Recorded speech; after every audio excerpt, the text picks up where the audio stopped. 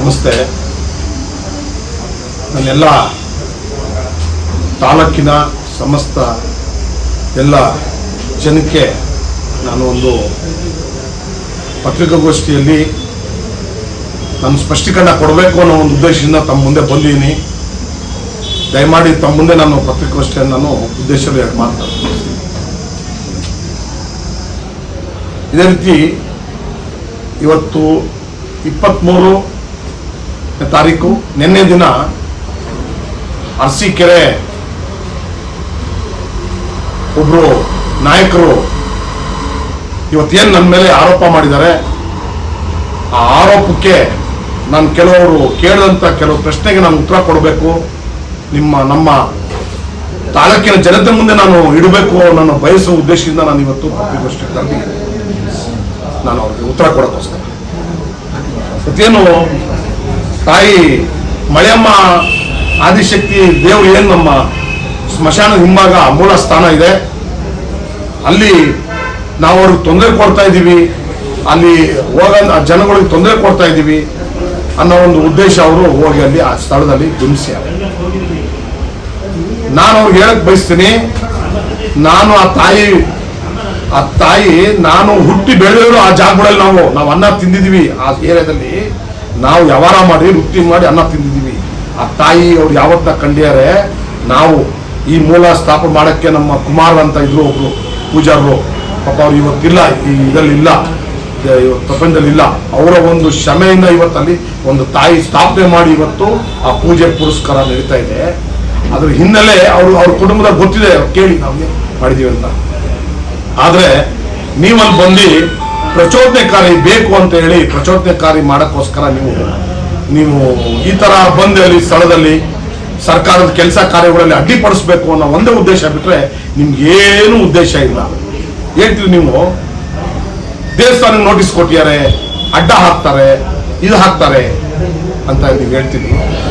ಅರಸೀಕೆರೆ ನಗರಸಭೆದು 19/1/19/2 ತಿರುಪತಿ ಸಭೆ ನಮ್ಮರಲ್ಲಿ 4 ಎಕರೆ 1 ಕುಂಟೆ ನಮ್ಮ ನಗರಸಭೆ ಜಾಗ ಇದೆ.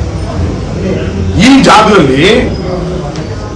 ಜಾಗದಲ್ಲಿ ಏನಾಗ್ತೈತಿ, ಅಲ್ಲಿ ದೇವಸ್ಥಾನ ಇವ್ರು ಹೇಳ್ತಾರ, ಇವರು ಅಲ್ಲಿ ದೇವಸ್ಥಾನಕ್ಕೆ ಹೋಗಕ್ಕಾಗ್ತಿತ್ತ ನೋಡಿ.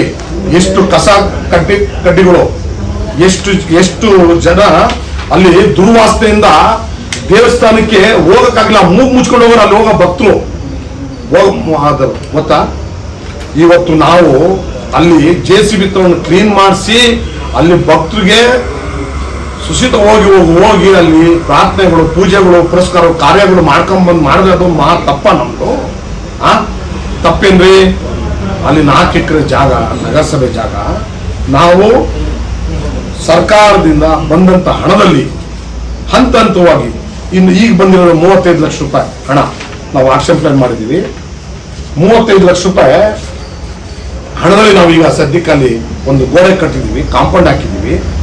ಇನ್ನ ಮುಂದಿನ ವರ್ಷಕ್ಕೆ ಈ ಸಾಲಿನಲ್ಲಿ ಈಗ 75 ಲಕ್ಷ ರೂಪಾಯಿ ಇಟ್ಕೊಂಡಿದ್ದೀವಿ.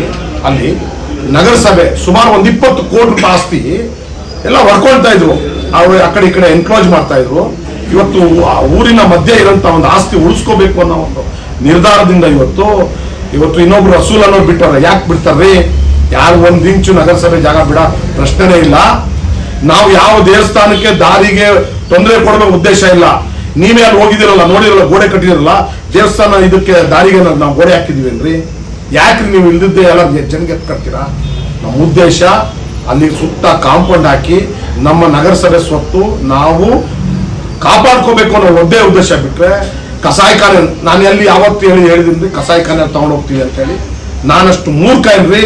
ಆ ದೇವಸ್ಥಾನ ಜಾಗ ತಗೊಂಡ ಕಸಾಯಿಖಾನೆ ಮಾಡಕ್ಕೆ, ದೇವಸ್ಥಾನಕ್ಕೆ ಓಡಾಡೋ ದಾರಿಗೆ ಕ್ಲೋಸ್ ಮಾಡ್ಸಂತ ನಾನು ಅಂತ ಮೂರ್ಖ ಏನ್ರಿ?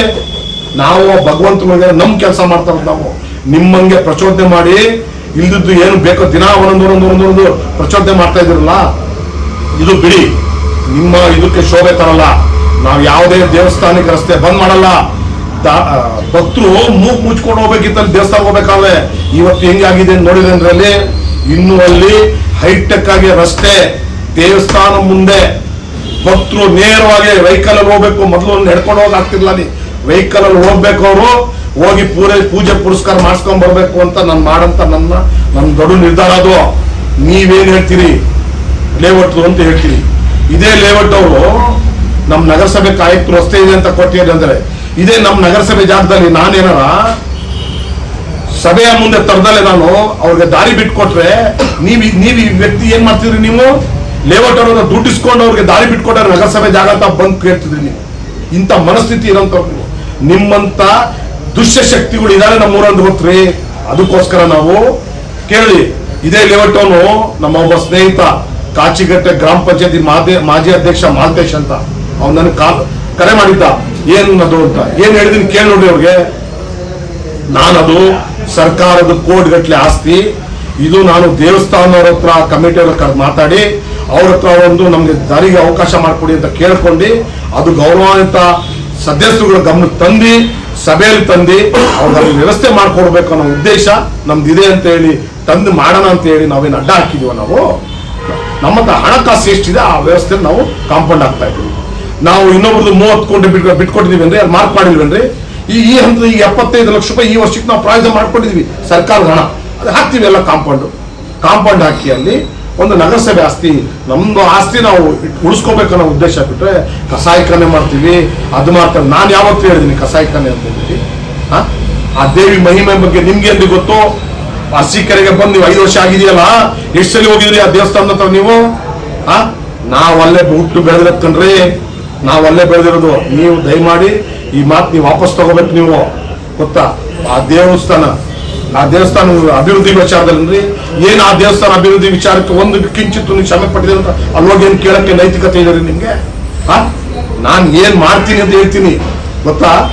ನಾನಲ್ಲಿ ಎಲ್ಲ ಹೋಗಂತ ಭಕ್ತಾದಿಗಳಿಗೆ ಶುಚಿತ್ವವಾಗಿ ಹೋಗಿ ಅಲ್ಲಿ ರಸ್ತೆ ಹೋಗಿ ದೇವಸ್ಥಾನ ಮುಂಭಾಗವರೆಗೂ ರಸ್ತೆ ಮಾಡ್ಕೊಟ್ಟ ಜವಾಬ್ದಾರಿ ನಂದು. ನಾವು ಮಾಡ್ತೀವಿ, ನಾವೆಲ್ಲ ಸಭೆಯಲ್ಲಿ ತೀರ್ಮಾನ ತಗೊಂಡು ನಾವು ಮಾಡ್ತೀವಿ. ದಾರಿ ಅಲ್ಲಿ ಕ್ಲೋಸ್ ಮಾಡ್ಸಂತ ಮೂರ್ಖ ನಾನಲ್ಲ. ನೋಡಿ ನೀವು ಎಷ್ಟು ಅಲ್ಲಿ ಇಡೀ ಅರಸೀಕೆರೆ ನಗರದ್ದು SW ಲ್ಯಾಂಡ್ ಆಗೋ ಮುಂಚೆ ಕಸ ಅಲ್ಲೇ ಬಿದ್ದಿತ್ತು. ಆ ಕಸ ಅಲ್ಲಿ ಹೋಗಕ್ಕೆ ಆಗ್ತಿರಲಿಲ್ಲ ಭಕ್ತರು. ಇದೇ ನಮ್ಮ ಕುಮಾರ ಅಂತ ಮೂಲ ಸ್ಥಾಪಕರಲ್ಲ, ಅವ್ರು ಬಂದು 1000 ಸಲ ಕೇಳ್ಕೊಂಡ ನಮ್ಮ ಹತ್ರ 2011-12 ಇಸ್ವಿ ಅಲ್ಲಿ ಏನಾರ ಮಾಡಿ ಕ್ಲೀನ್ ಮಾಡ್ಸಪ್ಪ, ಈ ಊರಲ್ಲಿ ಏನ್ ಸತ್ತು ತಗೊಂಡು ಅಲ್ಲಿ ಹಾಕ್ತಾರೆ, ಭಕ್ತರು ಬರಕ್ಕಾಗಲ್ಲ ಅಂತ ಹೇಳಿ. ಅಂತ ಜಾಗ ನಾವು ಸ್ವಚ್ಛತೆ ಮಾಡ್ಬೇಕು ಅಂತ ಹೇಳಿದ್ರೆ ಯಾರೋ ಹೇಳಿದ ಮಾತು ಕೇಳ್ಕೊಂಡು ನೀವು ಅಲ್ಲಿ ಹೋಗ್ತಿರೋದ್ರಿ. ಮೊದಲು ನೀವು ಏನ್ ಮಾಡ್ತೀರ ನಗರಸಭೆ ಅಂತ ತಿಳ್ಕೊಳ್ಳೋ ವೈಧಾನ ಕಳ್ಕೊಂಡು ನೀವೊಂದು ರಾಜಕಾರಣ, ನೀವೊಂದು ಉನ್ನತ ಸ್ಥಾನದಲ್ಲಿ ಇದ್ ಬಂದವರು. ನೀವ್ ಯಾಕೆ ನಿಮ್ಮ ಘನತೆ ಗೌರವ ನೀವೇ ಕಳ್ಕೊಂತೀರಿ ಇದು ಗೊತ್ತಾ ಅಂತ ಹೇಳಿ ಆ ದೇವಸ್ಥಾನ ವಿಚಾರದಲ್ಲಿ ರಾಜಕಾರಣ ನೀವು ಮಾಡೋದು ಬೇಡ. ಆ ದೇವಸ್ಥಾನ ಅಭಿವೃದ್ಧಿ, ಆ ದೇವಸ್ಥಾನಕ್ಕೆ ಭಕ್ತರಿಗೆ ರಸ್ತೆ ಮಾಡ್ಕೊಳ್ಳೋದು, ರಸ್ತೆ ಹೈಟೆಕ್ ಆಗಿ ರಸ್ತೆ ಮಾಡ್ಕೊಳ್ಳೋದು, ಮತ್ತು ಅದ್ರ ಜೊತೆ ಹೇಮಾವತಿ ನೀರು ಆ ದೇವಸ್ಥಾನಕ್ಕೆ ನಮ್ಮ ಲಿಮಿಟ್ ಅಲ್ಲೇ ಬರ್ತದೋ ಹೇಮಾವತಿ ನೀರನ್ನು ವ್ಯವಸ್ಥೆ ಮಾಡ್ಕೊಡೋದು ಇದೆಲ್ಲ ನಮ್ಮ ಕರ್ತವ್ಯ, ನಮ್ಮ ಧರ್ಮ. ನಾವು ಮಾಡ್ತೀವಿ. ಇದು ನಿಮ್ಮ ಹತ್ರ ಹೇಳ್ಸ್ಕೊಂಡು ಮಾಡೋಂಥದ್ದು ನಮ್ಗೇನು ಅವಶ್ಯಕತೆ ಇಲ್ಲ ಅಂತ ಹೇಳ್ತಾ, ಅದೇ ಅದು ಹಿಂಭಾಗ ತಮ್ಮದು. ನನ್ನ ತಮ್ಮ ಜಮೀನು ನಾನು ಹೈಟೆಕ್ ಆಗಿ ಜಮೀನು ರಸ್ತೆ ಮಾಡ್ಕೊಡ್ಬೇಕು ಅಲ್ಲಂದ್ರೆ ನಾವು ಸರ್ಕಾರದ ಆಸ್ತಿ, ಸರ್ಕಾರದ್ದು ನಮ್ಮ ಗೌರವ ಎಲ್ಲ ಸದಸ್ಯರು ಗಮನಕ್ಕೆ ತಂದು ಸದಸ್ಯರುಗಳು ಏನ್ ಹೇಳ್ತಾರೆ ಆ ಪ್ರಕಾರ ನಾವು ಕೆಲಸ ಮಾಡಬೇಕು ಅಂತೇಳಿ ದೇವಸ್ಥಾನ ಒಳ್ಳೇದು ಕೆಲಸ ಮಾಡಬೇಕು ಅಂತ ನಾವು ಮಾಡಿದ್ರೆ ನೀವು ಆ ಲೇಔಟ್ಗೆ ಬಂದ್ ಮಾಡ್ತೀವಿ ಅಂತ ಹೇಳ್ತೀರ. ಲೇಔಟ್ ಅವನಿಗೆ ಬಿಡ್ತಿದ್ರೆ ನೀನೇ ಹೇಳ್ತಿದ್ದಪ್ಪ ಪುಣ್ಯಾತ್ಮ, ದುಡ್ಡಿಸ್ಕೊಂಡು 20 ಕುಂಟೆ 15 ಕುಂಟೆ ಜಾಗ ಬಿಟ್ಕೊಟ್ಟೆ ಲೇಔಟ್ ಅವ್ರಿಗೆ ಅಂತ ಹೇಳ್ತಿಲ್ವ ನೀನು? ಈ ಮಾತು ನೀನು ವಾಪಸ್ ತಗೋಬೇಕು ಅಂತ ಹೇಳಿ ಇದ್ರ ಜೊತೆನೆ ಮಟನ್ ಮಾರ್ಕೆಟ್ ಅದು ಯಾವುದೇ ಕಾರಣಕ್ಕೂ ಯಾವ ಕಸಾಯಿಖಾನೆ ಏನು ಅಲ್ಲಿ ಬರಲ್ಲ. ಇದು ನೀವು ಹೇಳ್ತಾ ಇದ್ದು ನಿಮ್ಮ ಒಂದು ಊತನ ಅಷ್ಟೇ, ನಿಮ್ದು ಊಸ್ಕೊಳ್ಳೋದು ಅಷ್ಟೇ ಬಿಟ್ರೆ ಇನ್ನೇನು ನಿಮ್ದು ಇಲ್ಲ ಅಂತ ಹೇಳ್ತಾ, ಮತ್ತೆ ಅದೇ ರೀತಿ ಇನ್ನೊಂದು ಏನ್ ಹೇಳಿದ್ರೆ ನೀವು ಸರ್ವೆ ಮಾಡಕ್ಕೆ ಅಲ್ಲಿ ನೋಟಿಸ್ ಕೊಟ್ಟಿಲ್ಲ, ಇಲ್ಲ ನೋಟಿಸ್ ದೇವಸ್ಥಾನ ಕೊಟ್ಟರೆ ನಾವಲ್ಲ, ಸರ್ವೆ ಇಲಾಖೆಯವರು ಅಕ್ಕಪಕ್ಕದ ನೋಟಿಸ್ ಕೊಟ್ಟು ಬಂದಲ್ಲಿ ಸರ್ವೆ ಮಾಡೋದ್ ಕೆಲಸ ಅವ್ರದ್ದು. ಅವ್ರು ಸರ್ವೆ ನೋಟಿಸ್ ಕೊಟ್ಟಾರೆ, ಅವ್ರು ಬಂದಲ್ಲಿ 10 ಬಸ್ ತೋರಿಸ್ಯಾರ ನಗರಸಭೆ ಜಾಗ ಅಂತ. ನಗರಸಭೆ ಜಾಗ 10 ಬಸ್ ಮಾಡಿಸ್ಕೊಳ್ಳೋ ಜವಾಬ್ದಾರಿ ನಮ್ದು. ಹಿಂದಿಂದ ಇತ್ತು ದಾರಿ ಅಂತ ಬಿಟ್ಟಿವೆ, ಅದು ನಗರಸಭೆ ಜಾಗ. ನಾವು ಅಂದರೆ ನಾವು ನಗರಸಭೆ ಜಾಗ ಇದು ಮಾಡ್ಕೊಳ್ಳೋದು ನಮ್ಮ ನಗರಸಭೆ ಸ್ವಾಧೀನ ತಗೊಳ್ಳೋದು ಅದು ಕರ್ತವ್ಯ ಆಗ್ಬೋದು. ಹಿಂಗೆ ಬಿಟ್ಬಿಡೋದ? 20 ಕೋಟಿ ರೂಪಾಯಿ ಆಸ್ತಿ ಅದು ಉಳಿಸ್ಕೋಬೇಕಂತ ಧರ್ಮ ಅಲ್ವೇನ್ರಿ? ನಾವು ಯಾರಿಗಾರು ಬರ್ಕೊಟ್ಟಿದ್ದೀವಿ ನಾವು ಎಲ್ಲ ಕೊಟ್ಟು ಕಾನೂನಾತ್ಮಕ ಎಲ್ಲ ಕಾರ್ಯಗಳು ನಡೀತಾ ಇದೆ ಅಂತ ಹೇಳಿ, ಮತ್ತು ಅದ್ರ ಜೊತೆಲೆ ಹೇಳಿದ್ದಾರೆ ದಾರಿ, ಶಾಸಕರು ಜಾಗ, CA ಜಾಗ, ಶಾಸಕರು CA ಜಾಗದಲ್ಲಿ ಕಟ್ಟಿದ್ದಾರೆ, ಬದ್ಲಿ ಜಾಗ ಕೊಡಬೇಕಾದ್ರೆ ಬೋರ್ಡ್ ಹಾಕಬೇಕು ಜಾಗ ರೀ. ಎಲ್ಲ ನೀವು ಒಂದು ಮಾತಾಡಬೇಕಾದ್ರೆ ಅದು ಘನತೆ ತಕ್ಕಂತೆ ಮಾತಾಡ್ರಿ. ಹೌದು, ಶಾಸಕರು ಅವ್ರು ಕಷ್ಟಪಟ್ಟು 1987 ಇಸ್ವಿಲಿ 46,000 ರೂಪಾಯಿ ದುಡ್ಡು ಕೊಟ್ಟು ಸಿದ್ದರಾಮ ಶೆಟ್ಟರು ಪರ್ಚೇಸ್ ಮಾಡಿದ್ರು. ಅದೇ ಸಿದ್ದರಾಮ ಶೆಟ್ಟರು ಬದುಕಿದ್ದಾಗ ಅವರ ಜಾಗ ಬದಲಿ ಕೊಟ್ಟು ಸರ್ಕಾರನ ಆದೇಶ ಮಾಡಿದಿ ಇವತ್ತಿಗೂ ಬೋರ್ಡ್ ಹಾಕಿದ ನೋಡ್ರಿ. ಈ ಬೋರ್ಡ್ ಎಲ್ಲಿದೆ ಅಂತ ಹೇಳೋಣ, ನಿಮ್ಮ ಅಕ್ಕಪಕ್ಕ ಇದಾರಲ್ಲ ಅವ್ರ ಮನೆ ಇದೆ ನೋಡ್ರಿ, ಅದ್ ಯಾರು ಅನ್ನ ಹಾಕಲ್ಲ ಅಂತ ಹೇಳ್ತಾರ ಅವ್ರಿಗೆ. ಅವ್ರ ಮನೆ ಎದುರುಗಡೆ ಇದೆ, ಹೋಗ್ಬೇಕಾದ್ರೆ ನೋಡ್ಕೊಂಡ್ ಬರ್ರಿ, ನೀವು ಗೊತ್ತಾಗುತ್ತೆ ಬೋರ್ಡ್ ಹಾಕಿದಾರೆ ಸರ್ಕಾರ ಜಾಗ ಇದೆ ಇಲ್ವ ಅಂತೇಳಿ. ಗೊತ್ತೇನ್ರಿ? ಮಾತಾಡ್ಬೇಕಾದ್ರೆ ಘನತೆ ತಕ್ಕಂತೆ ಮಾತಾಡಿ, ಕಾನೂನಾತ್ಮಕವಾಗಿ ಅಂತ ಹೇಳಿ ಇದ್ರ ಜೊತೆನೆ ಪರಮೇಶ್ವರ್ ಅವ್ರ ವಿಚಾರ ಎತ್ತಿದ್ದಾರೆ. ಪರಮೇಶ್ವರ್ ಅವ್ರ ವಿಚಾರ ಮಾಜಿ ಶಾಸಕರು ಅವರು, ನಾವು ಅವ್ರಿಗೆ ಗೌರವ, ನಮ್ಮ ಗೌರವ ಅವ್ರು ಕೊಡ್ತೀವಿ, ಅವ್ರಿಗೂ ನಾವು ಕೊಡ್ತೀವಿ. ಇದು ನನ್ನ ಪಾತ್ರ ಏನಿದೆ ಈ ಪುಣ್ಯಾತ್ಮ ಹೇಳ್ತಾನೆ. 2017 ಇಸ್ವಿಲಿ ಅವರು ನಗರಸಭೆ ಮೇಲೆ ಒಂದು ಮೊಕದ್ದಮೆ ಹಾಕಿದ್ದಾರೆ ಹೈಕೋರ್ಟ್, ಮಾನ್ಯ ಉಚ್ಚ ನ್ಯಾಯಾಲಯ ಹಾಕಿದ್ದಾರೆ. ಉಚ್ಚ ನ್ಯಾಯಾಲಯ 4 ವರ್ಷ ಸತತವಾಗಿ ಅದ್ರ ಬಗ್ಗೆ ವಿಚಾರಣೆ ಮಾಡಿ ಉಚ್ಚ ನ್ಯಾಯಾಲಯ ಇಲ್ಲ ಇದು ನಗರಸಭೆಗೆ ಸೇರ ಆಸ್ತಿ ಮಾಡಿ ಮತ್ತೆ ಮೇಲೆ ಅಪೀಲ್ ಹೋದ್ರು, 2ನೇ ಬೆಂಚ್ಗೆ ಹೋದ್ರು, ಅಲ್ಲೂ ಇಲ್ಲ ಇದು ನಗರಸಭೆ ಆಸ್ತಿ ಅಂತ ಹೇಳಿ ಘೋಷಣೆ ಮಾಡಿದ್ರು. ಅದ್ರ ತಕ್ಕಂತೆ ಭಾರತ ದೇಶ ಸರ್ವೋಚ್ಚ ನ್ಯಾಯಾಲಯ ಸುಪ್ರೀಂ ಕೋರ್ಟ್ ಹೋದ್ರು, ಅಲ್ಲೂ ಇಲ್ಲ ಇದು ನಗರಸಭೆ ಆಸ್ತಿ ಅಂತ ಹೇಳಿದ್ರು. ಅದು ಹೇಳಾದ್ಮೇಲೆ ಜಿಲ್ಲಾಧಿಕಾರಿಗಳು ಕೂಡಲೇ ಅದು ಸ್ವಾಧೀನ ತಗೊಳ್ಳಿ ಅಂತ ಆದೇಶ ಮಾಡಿದ್ರೆ ಅಧಿಕಾರಿಗಳು ತಗೊಂಡ್ರೆ ಅದು ನನ್ನ ಪಾತ್ರ ಇದೆ. ನಾವೇನೋ ಒಂದು ನೋಟಿಸ್ ಕೊಡ್ಸಿದ್ದೀವಿ ಕೊಡ್ರಿವೇನ್ರಿ ಇದೆಲ್ಲ, ಯಾಕೆ ನಗರಸಭೆ ಆಸ್ತಿ ನಗರಸಭೆ ಉಳಿಸ್ಕೋಬಾರ್ದ, ಮುಂದಿನ ಪೀಳಿಗೆ ಬೇಕಾಗಿಲ್ವಾ? ಅದ್ರ ನಮ್ಮ ಪಾತ್ರ ಇದೆ. ನಾವು ನಗರಸಭೆ ಒಂದು ನೋಟಿಸ್ ಕೊಡ್ತೀವಿ, ಅವರೇ ನಗರಸಭೆ ಮೇಲೆ ಹಾಕೊಂಡು ಸುಪ್ರೀಂ ಕೋರ್ಟ್ ಅವ್ರಿಗೆ ಸುಪ್ರೀಂ ಕೋರ್ಟ್ ಆದೇಶ ಮಾಡಿದ್ಮೇಲೆ ನಗರಸಭೆ ಸ್ವಾಧೀನ ತಗೋಬೇಕಾದ್ರೆ ಧರ್ಮಲ್ಲಿ ಒಬ್ಬ ಮೇಲಧಿಕಾರಿ ಜಿಲ್ಲಾಧಿಕಾರಿಗಳು ಸ್ವಾಧೀನ ತಗೊಂಡು ನಮಗೆ GPS ಫೋಟೋ ಸೆಂಡ್ ಮಾಡಿ ಅಂತ ಹೇಳಿ ಆದೇಶ ಮಾಡಿದ್ದಾರೆ. ಅದೇ ಗೊತ್ತಿದೆ ನಿಮ್ಗೆ, ತಗೊಂಡು ಜನಕ್ಕೆ ಎತ್ಕರ್ತಿರಲ್ರಿ. ಅದಕ್ಕೂ ಇದಕ್ಕೂ ಏನ್ರಿ ಸಂಬಂಧ ಇದೆ ಅಂತ ಹೇಳ್ತಾ, ನೀವು ಪರಮೇಶ್ವರ್ ಅವ್ರಿಗೆ ಟಿಕೆಟ್ ಕೊಡಿಸಿದ ತಕ್ಷಣ JDS ಅದಾದ್ಮೇಲೆ ಹೆಂಗ್ ನಡೆಸ್ಕೊಂಡ್ರಿ ಅಂತ ಎಲ್ಲರಿಗೂ ಇಡೀ ದೇಶಕ್ಕೆಲ್ಲ ಗೊತ್ತಿದೆ. ಅವ್ರ ಬಗ್ಗೆನು ನೀವು ಮಾತಾಡ್ಬೇಕು. ನಮ್ದು ಅವ್ರದ್ದು ನಮ್ಮ ತಂದೆ ಸ್ನೇಹಿತರು ಏನೋ ನಿಮ್ಮಂತವ್ರ ಮಧ್ಯ ತಗೊಂಬಂದು ಹಾಕಿ ಏನೋ ಹೇಳಿರ್ತಾರೆ, ಅದು ಬಿಟ್ಟರೆ ಇನ್ನು ಬೇರೆ ಏನು ನಮಗೋಗೆ ವೈಯಕ್ತಿಕ ಏನಿಲ್ಲ ಅಂತ ಹೇಳಿ, ಇದ್ರ ಜೊತೆನೆ ಈ ವ್ಯಕ್ತಿ ಕೆಲವು ವಿಚಾರಗಳಲ್ಲಿ ನನಗೆ ಮಾತಾಡ್ತಾರೆ ಚೇಲ. ನಾನು ಹೇಳ್ತೀನಿ, ನನ್ನ ಮಗಳು ಇವನ್ಕಿಂತ ಒಂದು 3-4 ವರ್ಷ ಸಣ್ಣೊಳಗಿರ್ಬೋದು ನನ್ನ ಮಗಳು. ಇವ್ನಿಗೆ ಏನ್ 1000 ಸಲ ಹೇಳ್ತೀನಿ, ನಮ್ಗೆ ಯಾಕಪ್ಪ ನೀ ಆ ಪದ ಯೂಸ್ ಮಾಡ್ತೀಯ ಅಂತ. ನಾನೇನೋ ನಿಮ್ಗೆ ನಾನು ಹೇಳೋದಲ್ಲ, ಆ ಸ್ಯಾಂಟ್ರೋ ರವಿ ಇದಾರಲ್ಲ ಅವನ ಜೊತೆ ಪತ್ರಿಕೆಯವರು ಇವ್ನಿಗೆ ಏನ್ ಹೇಳಿದಾರೆ ಅಂತ ಹೇಳಿದ್ರೆ, ಈ ತಾಲೂಕಿನ 70 ಸುಮಾರು ಓಟ್ ಮತ ಕೊಟ್ಟಿರಲ್ಲ, ಆ ಮತದಾರರು ನೊಂದ್ಕೊಂಡ್ಬಿಡ್ತಾರೆ. ಇವ್ನು ಇಂಥವನು ಅಂತ ಹೇಳಿದ್ರೆ ಇಂಥವನಿಗೆ ನಾ ಮತ ಕೊಟ್ಟು ಅಂತ ಅವ್ನು ನೊಂದ್ಕೊಂಡ್ಬಿಡ್ತಾರೆ. ಹೇಳ್ಬೇಕಂದ್ರೆ ಹೇಳ್ತೀನಿ, ಇನ್ನೊಂದ್ಸಲಿ ಆ ಪದ ಹೇಳೋ, ನಾನು ಈ ಪದ ನಾನು ಯೂಸ್ ಮಾಡ್ತೀನಿ. ಈ ತಾಲೂಕಿನ ಜನತೆಗೆ ಗೌರವ ಕೊಟ್ಟು ನಾನು ಈ ಪದ ಯೂಸ್ ಮಾಡ್ತಾ ಇಲ್ಲ. ಸ್ಯಾಂಟ್ರೋ ರವಿಗೆ ಏನ್ ಹೇಳಿದ್ರು, ಆ ಪದ ನಿನಗೆ ಯೂಸ್ ಮಾಡ್ತಾರೆ ಜನ, ಹುಷಾರ್, ಅದ್ರ ಜೊತೆ ನಾನು ಮಾಡ್ತೀನಿ, ನಾನಲ್ಲ ಪತ್ರಿಕೆಯಲ್ಲಿ ಹೇಳ್ತಾರೆ. ಇನ್ನೊಂದ್ಸಲಿ ಈ ಪದ ನೀನು ಯೂಸ್ ಮಾಡೋ, ನನಗೆ ಚೇಲ ಅಂತ ಯೂಸ್ ಮಾಡೋ, ಆ ಪದ ಹೇಳ್ತೀನಿ. ನಾನು ಈ ತಾಲೂಕಿನ ಮತದಾರರಿಗೆ ಗೌರವ ಕೊಟ್ಟು ನಿಮ್ಗೆ ಹೇಳ್ತಾರೆ ಆ ಪದ. ಯಾಕಂದ್ರೆ ಇಂಥವ್ರು ನಾವು ಈ ಮತ ಕೊಟ್ಟು ಅಂತ ನೊಂದ್ಕೋಬಾರ್ದು ನಮ್ಮ ತಾಲೂಕಿನ ಜನ ಅಂತ ತಿಳ್ಕೊ. ಗೊತ್ತೇನಪ್ಪ, ಹುಷಾರ್, ಚೆನ್ನಾಗಿರಲ್ಲ. ಆಮೇಲೆ ದಯಮಾಡಿ ನನ್ಗೆ ಅಭಿವೃದ್ಧಿ ನಂತರ ಕೊಡೋನು, ನೀನು ಅಭಿವೃದ್ಧಿ ವಿಚಾರ ನನಗೆ ಏನು ಹೇಳಬೇಕಾಗಿಲ್ಲ. ನನಗೆ ಹೇಳ್ತೀಯ ದಾನ ಶೂನ ಕರ್ಮ ಅಂತ. ನಾನು ಯಾವತ್ತು ನಿನ್ಗೆ ಬಂದು ದಾನ ಶೂನ ಕರ್ಮ ಅಂತ ಹೇಳ್ಕೊಂಡಿದ್ದೀನಪ್ಪ. ನಾನು ಇನ್ನೊಂದು ಶಾಲಾ ಆದ ತಕ್ಷಣ ಫೋಟೋ ತಗ್ಸ್ಕೊಂಡು ಬಿಡ್ತೀಯಲ್ಲ, ಹಂಗ ನಾನು ಏನಾರ ಇಲ್ಲಿ ನಮ್ಮ ದಿನನಿತ್ಯ ನಡೆಯುವಂತ ಕಾರ್ಯಗಳಲ್ಲಿ ನಾನು ಏನಾರ ಫೋಟೋ ವಾಟ್ಸಪ್ ಹಾಕ್ಬಿಟ್ಬಿಟ್ರೆ ನಿನ್ ಬೆಂಕಿ ಇಟ್ಕೊಂಡ್ಬಿಡ್ತೀಯ ನೀನು ಆ ಮನಸ್ಥಿತಿಗೆ ಬಂದ್ಬಿಡ್ತೀಯ. ನಮ್ಮಲ್ಲಿ ಹಂಗಿಲ್ಲ. ಬಲ್ಗೈ ಇದು ಎಡಗೈ ಗೊತ್ತಾಗಬಾರ್ದು ಅನ್ನೋ ಒಂದು ಧಾರ್ಮಿಕದ ಇದಲ್ಲಿದ್ದು ನಾನು. ನೀನು ನನ್ನ ಅದು ದಾನಶೀಲ, ನೀನು ನನಗೆ ಕಿರೀಟ ಕೊಡೋ ಅವಶ್ಯಕತೆ ಇಲ್ಲ, ಅದು ಜನ ಗೊತ್ತೇ, ಆ ಭಗವಂತನ ಗೊತ್ತಿದೆ ಅಂತ ಹೇಳಿ, ನಮ್ದೇನು ಸತ್ತಾಗೇನು ಒತ್ಕೊಂಡು ಹೋಗೋದಿಲ್ಲ, ಎಲ್ಲ ಈ ಭೂಮಿ ಮೇಲೆ ಬಿಟ್ಟು ಹೋಗೋದು. ಒಬ್ಬ ಕಷ್ಟ ಸುಖ ಒಳ್ಳೇದು ಕೆಟ್ಟ ಭಾಗಿಯಾಗಬೇಕನ್ನ ಒಂದೇ ಉದ್ದೇಶ ಆಗಿಟ್ರೆ ಏನೂ ಇಲ್ಲ. ನೀನೇ ನನಗೆ ಬಿರುದು ಕೊಡಬೇಕಾದ ಅವಶ್ಯಕತೆ ಇಲ್ಲ ಅಂತ ಹೇಳಿ, ಇದ್ರ ಜೊತೆನೆ ಸರ್ಕಾರಿ ಜಾಗ ಉಳಿಸ್ಬೋದು ತಪ್ಪ, ನಗರಸಭೆ ಜಾಗ ಉಳಿಸ್ಕೋಬಾರ್ದ, ದೇವಸ್ಥಾನ ಅಭಿವೃದ್ಧಿ, ಗ್ರಾಮ ದೇವತೆ ನಮ್ಮ ಕರಿಯಮ್ಮ ಮಳೆಯಮ್ಮ ಗ್ರಾಮ ದೇವತೆ ಹೋಗಿ ನೋಡ್ಕೊಂಬರ್ರಿ ಏನು ಕೆಲಸ ಆಗ್ತಾ ಇದೆ ಅಂತ. ಮಳೆಯಮ್ಮ ದೇವಸ್ಥಾನ ಏನಾಗ್ತಾ ಇದೆ, ಕರಿಯಮ್ಮ ದೇವಸ್ಥಾನ ಆಗ್ತಾ ಇದೆ. ಆ ನಿರ್ಧಾರ ಮಾಡಿದ್ದೀನಿ. ನನ್ನ ಒಂದು ವಾರ್ಷಿಕವಾದ ಮಹಾಸಭೆಯಲ್ಲಿ ನಾನು ತೀರ್ಮಾನ ತಗೊಂಡಿದ್ದೀನಿ ಏನೇನು ಮಾಡಬೇಕು ಅಂತ. ಮಾಡಬಾರ್ದಾ? ರಾಷ್ಟ್ರಧ್ವಜ ಇವತ್ತೆಷ್ಟು ರಾಷ್ಟ್ರ ಪ್ರೇಮ ಇರುತ್ತೆ ನಮ್ಮ ತಾಲೂಕಲ್ಲಿ ಓಡಾಡಿದ್ರೆ, ನಮ್ಮ ಅದು ನೋಡಿದ್ರೆ ಏನನ್ಸುತ್ತೆ? ಹೇಳ್ರಿ ನೀವೇ. ಇವೆಲ್ಲ ಕೆಲಸಗಳು ಕಾರ್ಯಗಳು ಎಲ್ಲ ಮಾಡಬಾರ್ದಾ? ಜೊತೆಯಲ್ಲಿ ಪಾಪ ಅವ್ರ ಸ್ನೇಹಿತರೆ, ಹಳೆ ಸ್ನೇಹಿತರು ರಾಜ್ಕುಮಾರ್ ಅವರು ಹೇಳಿದ್ದಾರೆ ಈ ವ್ಯಕ್ತಿ ಎಲ್ಲೋಗ್ತಾನೆ ಅಲ್ಲೆಲ್ಲ ಭಸ್ಮ ಅಂತ. ಒಂದು ಕಡೆ ಉದಾಹರಣೆ ಹೇಳಿದ್ರೆ ಮತ್ತೆ ನಾನು ರಿಪೀಟ್ ಮಾಡೋ ಅವಶ್ಯಕತೆ ಇಲ್ಲ. ಕೊನೆಯದಾಗಿ ಯತ್ನಾಳ್ ಸಾಹೇಬರು ಒಂದು ಭಸ್ಮ ಮಾಡಿ ಮುಗಿದ್ರು ಅಂತ ನನಗೆ ಕಾಣುತ್ತೆ.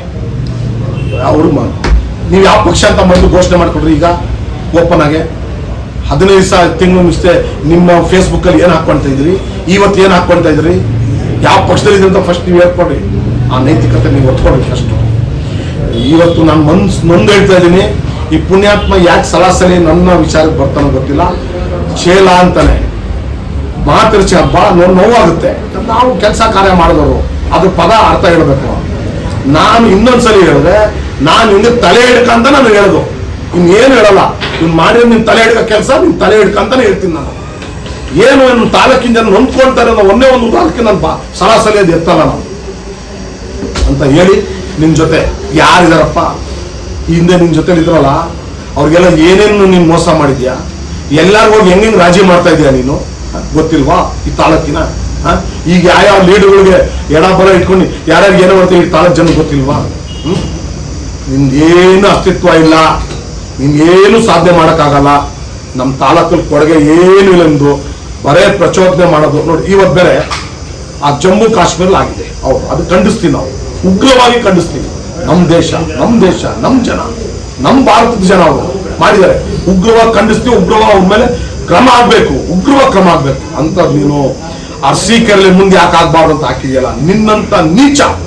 ನಿನ್ನಂತ ನೀಚ ಮನಸ್ಥಿತಿ ಈ ತಾಲೂಕಿಗೆ ಬೇಕಾ? ನಾವು ಅಂತಮ್ಮನ್ನು ಬಾಳ್ತಾ ಇದ್ದೀವಿ, ಹಿಂದೂ ಮುಸ್ಲಿಂ ಎಲ್ಲ ಅಂತಮ್ಮನ್ನು ಬಾಳ್ತಾ ಇದ್ದೀವಿ ನಾವು. ನೀನು ಈ ತರ ಪ್ರಚೋದನೆ ಇವತ್ತು ವಾಟ್ಸಪ್ ಅಲ್ಲಿ ನೀನು ಹಾಕಿದೆಯಲ್ಲ, ನೀನೆಂತ ನೀಚ ಮನಸ್ಥಿತಿ ಅನ್ನೋದು ಇಡೀ ತಾಲೂಕು ಜನ ಗೊತ್ತಾಗುತ್ತೆ.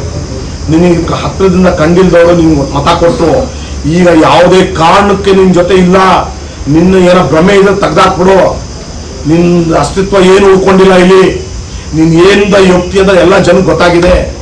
ದಯಮಾಡಿ ಸಲಾಸಲಿ ನಾವು ಸಣ್ಣ ಜನ, ಸಲಾಸಲಿ ನಮ್ಮ ಮೇಲೆ ಬಂದು ಘಟಪ್ರಾಯ ಮಾಡಬೇಡ. ನಾವು ಕೂತಿದ್ದೀವಿ ಎಷ್ಟು ದಿನ ಭಗವಂತ ನಮ್ಗೆ ಅಧಿಕಾರ ಕೂಡ ಅಷ್ಟು ದಿನ ನಾವು ಈ ನಗರದ ಅಭಿವೃದ್ಧಿ ಮಾಡಬೇಕು. ಒಂದು ದೊಡ್ಡ ನಿರ್ಧಾರ ಬಿಟ್ರೆ ಇನ್ನೇನು ಇಲ್ಲ ನಮ್ದು ಅಭಿವೃದ್ಧಿ. ಇನ್ನೊಂದು 2 ತಿಂಗಳು ಇನ್ನೂ ನಗರದಲ್ಲಿ ಆಗಂತ ಅಭಿವೃದ್ಧಿಗೆ ನೋಡ್ಕೊಂಡ್ರೆ ಗೊತ್ತಾಗುತ್ತೆ ನಿಮ್ಗೆ ಅಭಿವೃದ್ಧಿ ಅಂದ್ರೆ ಏನು ಅಂತ ಹೇಳಿ ಇಷ್ಟಕ್ಕೆ ನಿಲ್ಸಿದ್ರೆ ನಾನು ಯಾವುದೇ ದೇವಸ್ಥಾನ ರಸ್ತೆ ಕ್ಲೋಸ್ ಮಾಡಲ್ಲ, ದೇವಸ್ಥಾನ ಅಭಿವೃದ್ಧಿ ಪಡಿಸ್ತೀವಿ.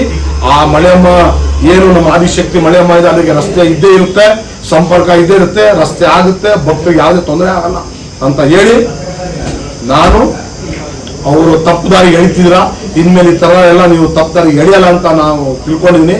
ನಿಮ್ಗೆ ಏನಾರ ಅನುಭವದ ಕೊರತೆ ಇದ್ರೆ ನಮ್ಮ ಅಧಿಕಾರಿಗಳಿಗೆ ನೀವು ಕೇಳ್ಕೊಳ್ಳಿ, ನೀವು ಮಾಡ್ಕೊಳ್ಳಿ ಅಂತ ಹೇಳಿ, ಇನ್ನೊಂದ್ಸಲಿ ನೀವು ಈ ತರ ಜನಗಳ ಹತ್ರ ನೀವು ತಪ್ಪು ಮಾಹಿತಿ ಹೇಳಿದ್ರೆ ನಿಮ್ಮ ಮೇಲೆ ನಾನು ಶಿಸ್ತುವಾಗಿ ನಾವೇ ಉಗ್ರವಾಗಿ ನಿಮ್ಮ ಹೋರಾಟ ಮಾಡ್ಬೇಕಾಗುತ್ತೆ ಅಂತ ಹೇಳಿ ಈ 20 ವರ್ಷ ಮುಗಿಸ್ತೀನಿ.